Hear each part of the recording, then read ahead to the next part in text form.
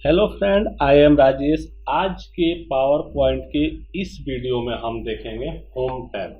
Home tab basically क्या होता है हमारा पावर पॉइंट के अंदर, बेसिकली फॉर्मेटिंग से रिलेटेड होता है और इसमें हम फॉर्मेटिंग से रिलेटेड सारा काम करते हैं।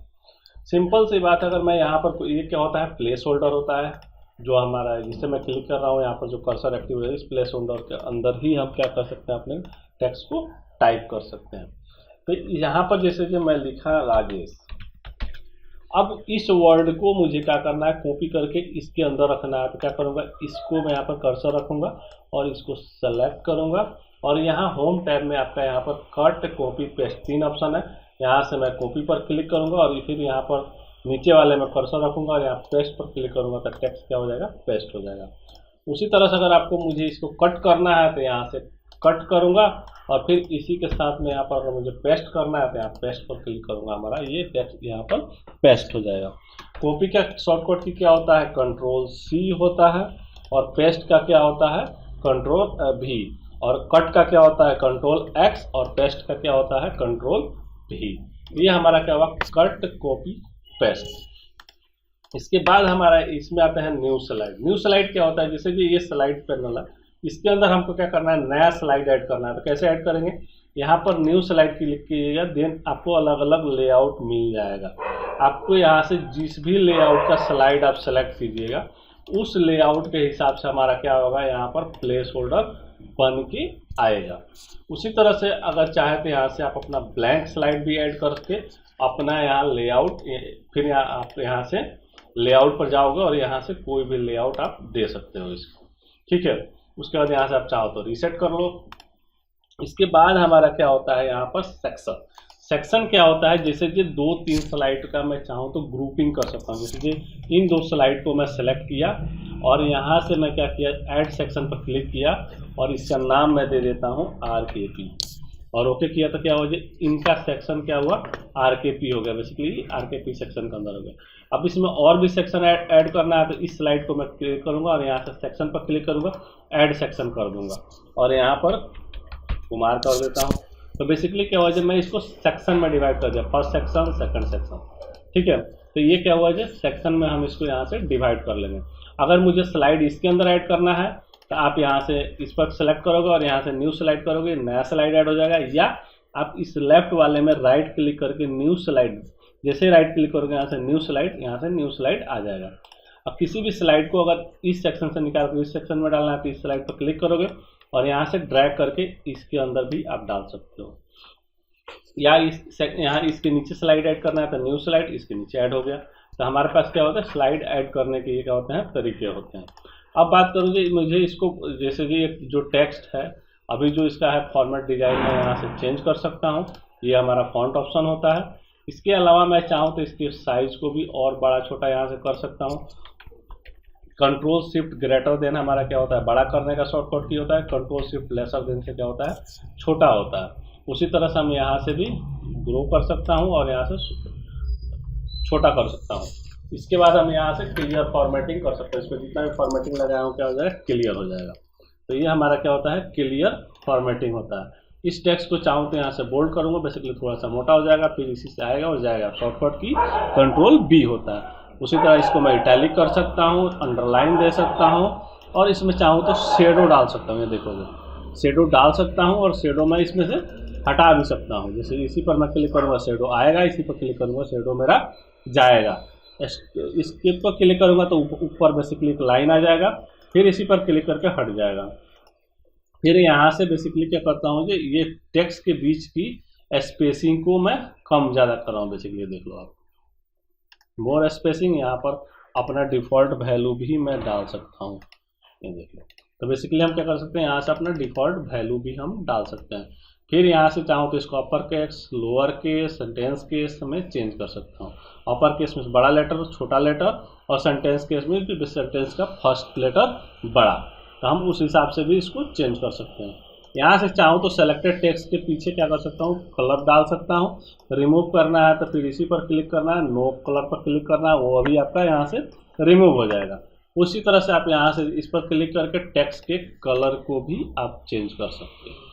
इतने सारे फॉर्मेटिंग करने के बाद हम आते हैं फॉर्मेट पेंटर के ऊपर। तो फॉर्मेट पेंटर क्या होता है, फॉर्मेट कॉपी करता है, ना कि टेक्स्ट कॉपी करेगा। जैसे यहाँ पर राजेश कुमार मैं प्रसाद लिख देता हूँ। अब मैं चाह रहा हूँ कि यहाँ जितनी भी मेरी फॉर्मेटिंग लगी हुई है इसके ऊपर भी अप्लाई हो जाती है। इसको मैं सेलेक्ट करूँगा और यहाँ से फॉर्मेट पेंटर पर क्लिक करूँगा और देन इस टेक्स्ट को इस तरह से सेलेक्ट कर लूँगा। इसकी भी डिज़ाइन क्या हो गई, उस तरह की हो गई। तो बेसिकली फॉर्मेट पेंटर यूज़ किस लिए करते हैं, डिज़ाइन को कॉपी करने के लिए, ठीक है। इसके बाद हमारा नेक्स्ट जो ऑप्शन है बेसिकली इसमें मैं क्या कर लेता हूँ, कुछ डिफ़ॉल्ट टेक्स्ट ऐड कर लेता हूँ। देखता हूँ वर्ड वाला मेरा काम कर रहा है कि नहीं। काम कर गया। बेसिकली वर्ड से डिफ़ॉल्ट पैराग्राफ हम जो ऐड करते थे यहाँ पर हमारा आ गया।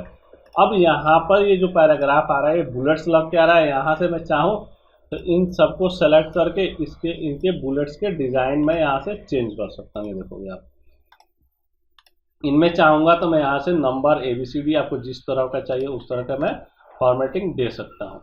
इसके बाद में इसकी अलाइनमेंट अभी लेफ्ट है, इसकी चाहूँ तो मिडिल सेंटर कर सकता हूँ, राइट कर सकता हूँ और जस्टिफाई कर सकता हूँ इस टेक्स्ट की। इसके बाद मैं चाहूँ तो इसको बेसिकली क्या है, 1 कॉलम में है, अभी इसको मैं 2 कॉलम में, 3 कॉलम में, मोर कॉलम अपने हिसाब से यहाँ से मैं कस्टमाइज भी कर सकता हूँ। ये हमारा क्या कॉलम की सेटिंग हो गई। उसके बाद हम क्या कर सकते हैं जी, इसके टेक्स्ट के डायरेक्शन को भी मैं चाहूँ तो चेंज कर सकता हूँ। तो टेक्स्ट के डायरेक्शन को कैसे चेंज करूँगा मैं, जैसे इसको मैं सेलेक्ट किया और यहाँ से आया मैं टेक्स्ट के डायरेक्शन पे देखा, तो अपने हिसाब से मैं टेक्स्ट के डायरेक्शन को भी मैं यहाँ से चेंज कर सकता हूँ। टेक्स्ट के अलाइनमेंट अभी क्या है, मिडिल टॉप बॉटम, बेसिकली क्या करना है, इस कंटेनर के अंदर आता हूँ मैं और यहाँ पर मैं टाइप कर देता हूँ।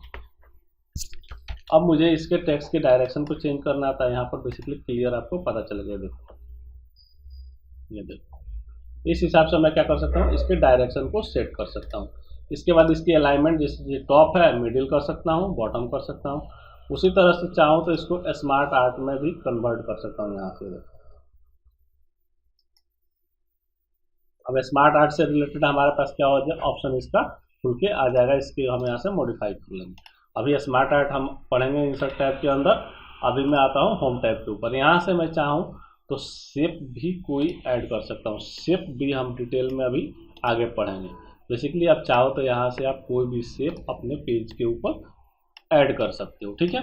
इसके बाद आप इनकी अरेंजमेंट कर सकते हो बेसिकली, कि जैसे कि ये 2 शेप है यहाँ पर, अब किसी को ऊपर करना है किसी को नीचे करना है, तो यहाँ से आपको सेंड बैक और सेंड फॉरवर्ड बेसिकली। और यहाँ से आप चाहो शेप फिर से तो किसी भी शेप के कलर को आप चेंज कर सकते हो, शेप के आउटलाइन भी आप चेंज कर सकते हो, शेप में आप इफेक्ट भी यहाँ से लगा सकते हो, ठीक है।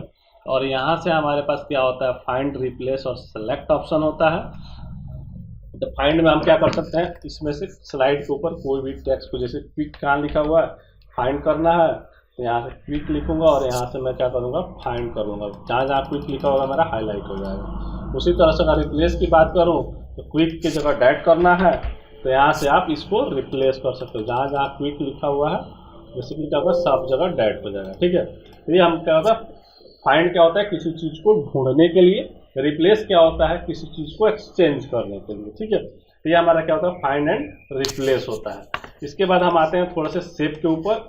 बेसिकली शेप हमने एक ऐड किया था, ये इस शेप को मुझे क्या करना है, मॉडिफाई करना है। तो शेप से रिलेटेड हमारे पास एक क्या होता है, फॉर्मेट मेनू अलग से खुल के आता है।